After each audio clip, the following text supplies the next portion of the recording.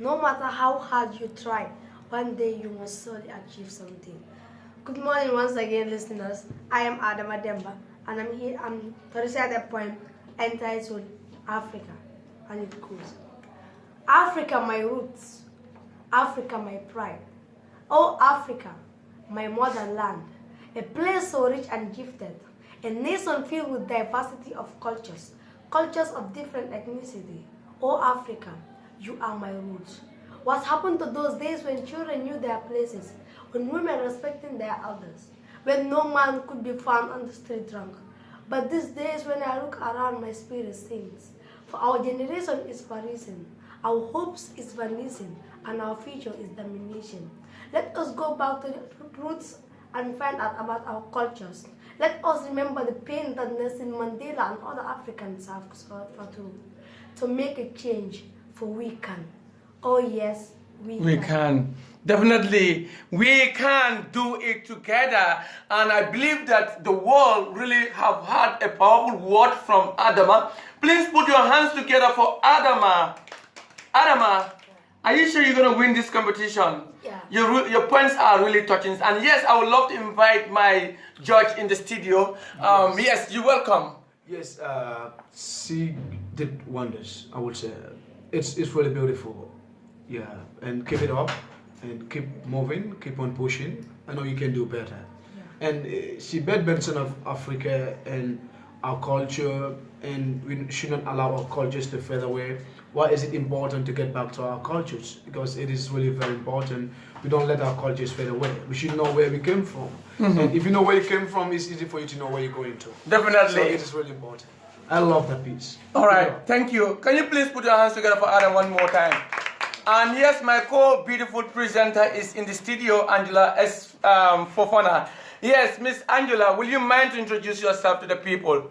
Yeah, hello everyone out there. This is Angela S. Fofana once again, and I'm saying a big good morning to you all. Hope you all slept well, and thank you, Vian. And you came late today. What happened? You never know. You never know. Just let me know. It was just some things like getting up early. I think. No, you know, maybe the weather is so cold for you. Yeah. So, are you ready? Yeah, I'm ready, and I'm saying hi to everyone. And now the competition have started, so... Yeah, we are hoping to see the best performances out of the kids. Okay, Yeah. so we have already started with Adama, so I know you was not there, but if you were paying attention along the way, you must have learned something. Yeah, actually, I was listening on the way, but you know. It was not very clear. Yeah. Okay, we go to the next agenda. Before that, yes, let's welcome you back. Okay. Your name and your age. Once again, my name is Amadanso. I am 13 years of age. 13? Yeah. Are you ready for the competition? Yeah. Okay, the floor is all yours. Tell us the title of your poem and then you go ahead. Education. Okay, go. Nelson Mandela once said it, and I quote, "Education is the most powerful weapon which we can use to control this world. The key to success, the road to determination, the art of impacting judgment, the door of facts, skills and ideas, the 9-letter word which is a noun, and what is that noun? That noun is education. Education, the right of every child. Education, the will of everybody. Education we need. Education we look for. Education we ask for. Education we beg for. Education we pay for.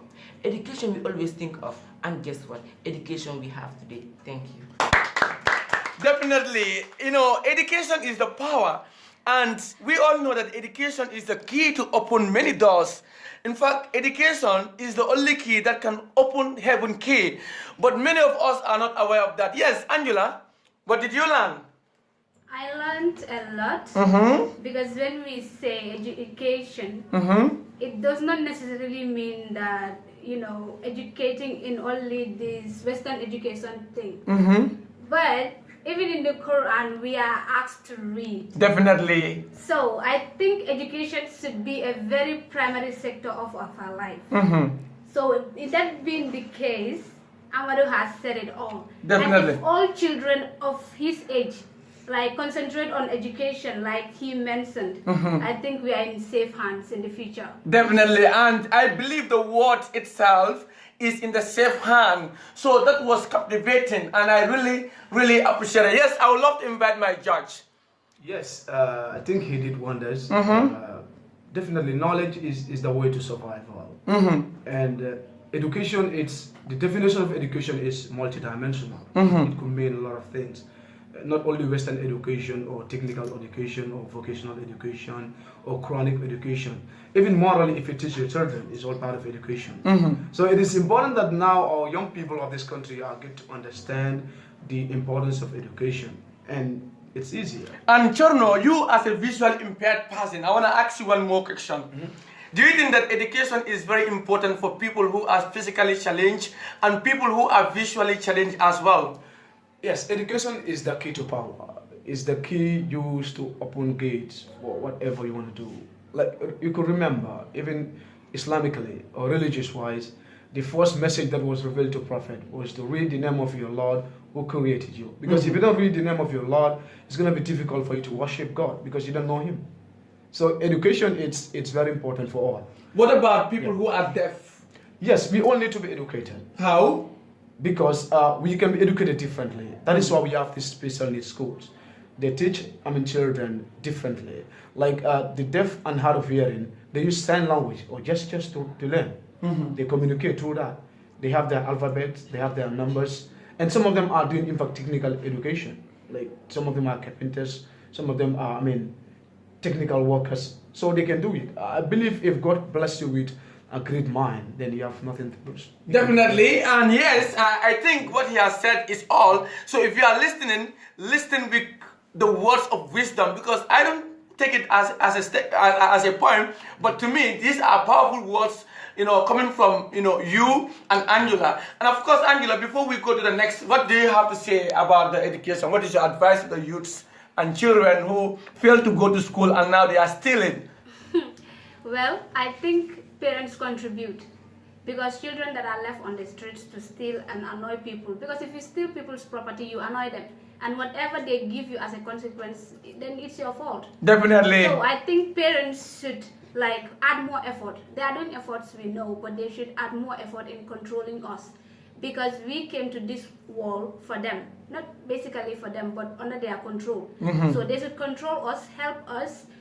Children are sitting at home, brilliant children that should be at school, but because of maybe ignorance, they don't know the value of education. That is why they are sitting at home, or maybe that is why when they are told to go to school, they will just hang around. So I think we should have measures for that also. Definitely. And you have said it all, and now we shall go to the next agenda, the beautiful young girl. Yes, are you ready? What is your name?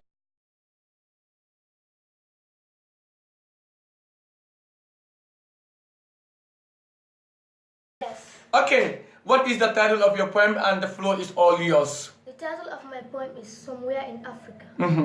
There was a land unknown, people unseen, trees like hills towering to the sky, mountains like fortune wheeling to the heaven, the river of gold across the horizon unfilled, green like green could ever be. Gambia is indeed a land of pearls and treasures. Our patriotism, our loyalty, and even very well to contest as a great nation. They saw that there is a hope for a better tomorrow. But we must remember that our todays and tomorrows are not the same. We cannot reap where we did not sow. Neither God nor the ancestors can grant us for that favor. Thank you. Okay, thank you very much. Thank you very much. And I'm so really grateful for that, Angela. You have had this young girl. She have said it all. The problem is, I believe now, kids like them, children like them, need to be a leader. So me, personally, I have to fight for something. That is, we need to find out who is supposed to be the leaders of tomorrow. And these people are, no, Angela, I don't know what to say. I'm just speechless. So, Angela, yes, can you please break down the information? Yeah.